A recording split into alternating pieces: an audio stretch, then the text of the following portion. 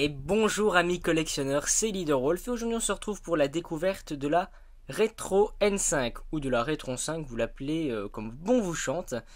Donc une console de Hyperkin sortie en printemps 2014 aux États-Unis et arrivée chez nous en France en fin 2014, le 12 décembre si je me trompe pas.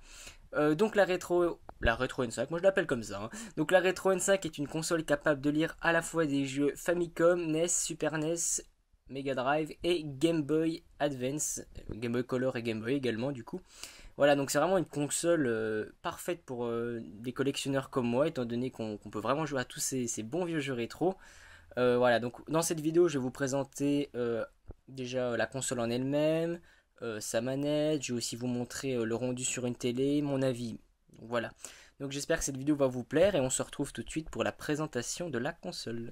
Bon alors la console existe en deux coloris, donc vous pouvez avoir la version noire ou une version blanche. Alors pour ma part, j'ai pu trouver que la version noire et c'est peut-être mieux comme ça à mon avis.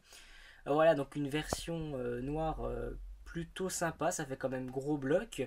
On peut regretter quand même qu'il y ait une ouverture au niveau du port pour Game Boy Advance, donc c'est un petit peu dommage ça. On a le bouton power qui est juste ici.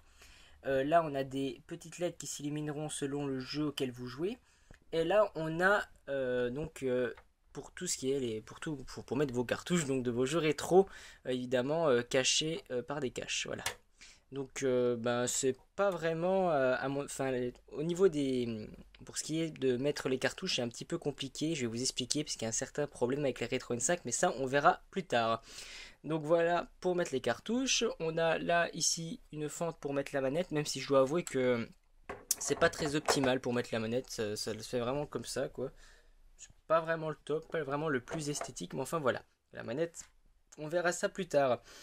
Sur les côtés donc des consoles, donc des deux côtés, on a des ports manettes. Donc vous pourrez mettre soit vos manettes Super NES, vos manettes NES et vos manettes Mega Drive, ou Genesis évidemment. Et bien sûr c'est identique l'autre côté. Voilà. Donc, comme ça on peut, si vous possédez par exemple des manettes, vous pouvez jouer vraiment à la old school comme on dit. En ce qui s'agit de l'arrière de la console, on a un port SD, donc pour mettre une carte SD qui vous permettront simplement d'enregistrer certaines sauvegardes, etc. sur votre console. On a un port HDMI, donc la console est en HDMI, c'est pas en Péritel par contre, donc impossible de jouer sur vos télé cathodiques avec la Retro N5. On a un port USB pour recharger la manette de la Retro N5 et on a enfin pour mettre ici le port pour le câble d'alimentation. En ce qui s'agit du câble d'alimentation, vous pouvez mettre plusieurs branches, c'est-à-dire que vous pouvez avoir une prise à la fois compatible aux États-Unis, en Australie, en France, voilà, et etc., évidemment. Donc voilà, donc faites gaffe par contre à mettre la bonne branche quand vous aurez le câble d'alimentation. Donc là, je pense que j'ai suffisamment présenté la console. Maintenant, je vais vous parler des cartouches, tout simplement. Donc maintenant, nous allons parler selon moi, du seul défaut de la Retro N5. C'est tout simplement que pour certains ports de cartouches, il est difficile de retirer la cartouche. C'est très simple. Je vais vous montrer avec, par exemple, ce Secret of Mana donc sur Super NES. Je vais mettre la cartouche et ça va être difficile de l'enlever. Donc, je vais vous donner un conseil très simple si vous possédez la console. Et après, vous rencontreriez plus du tout ce problème. C'est pour retirer la cartouche, pour être sûr de ni abîmer votre cartouche, ni la console.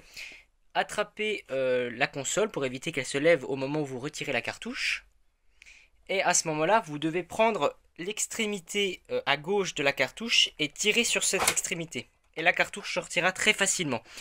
C'est un conseil que j'avais vu sur YouTube et c'est quelque chose qui s'applique très bien. Comme ça, vos cartouches restent intactes. Donc j'ai pris mon Secret of Mana pour vraiment prouver que j'ai confiance en cette technique, hein. Et voilà, donc je vais vous montrer par exemple pour les autres jeux. Par exemple, on va prendre mon Restart sur Mega Drive, excellent jeu d'ailleurs, qu'on va mettre dans le port Genesis. Voilà, pour le retirer, on tire la console, on tire l'extrémité et tout part facilement.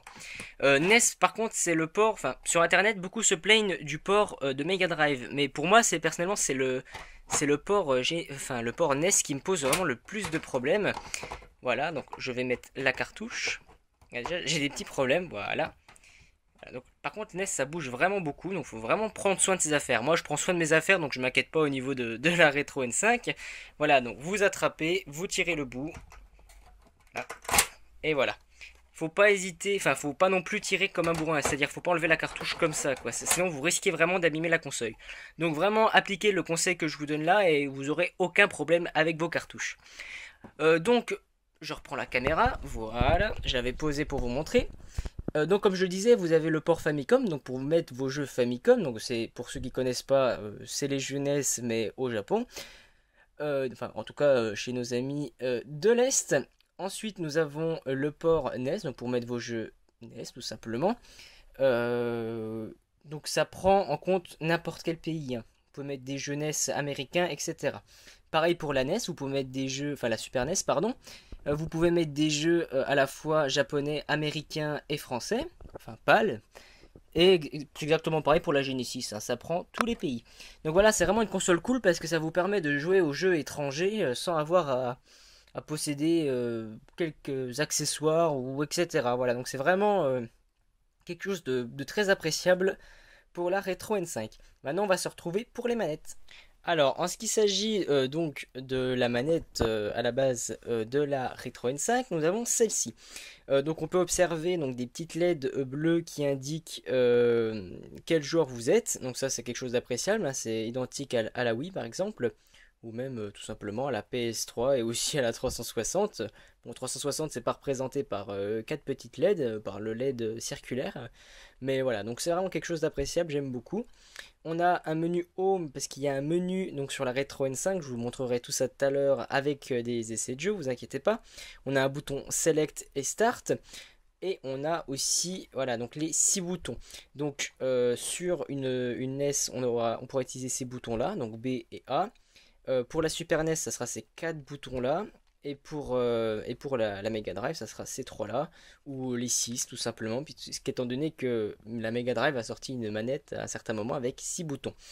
On retrouve aussi les gâchettes L et R, donc utilisables sur les jeux Super NES. Et voilà, donc c'est. Et puis aussi, bien entendu, un joystick, voilà.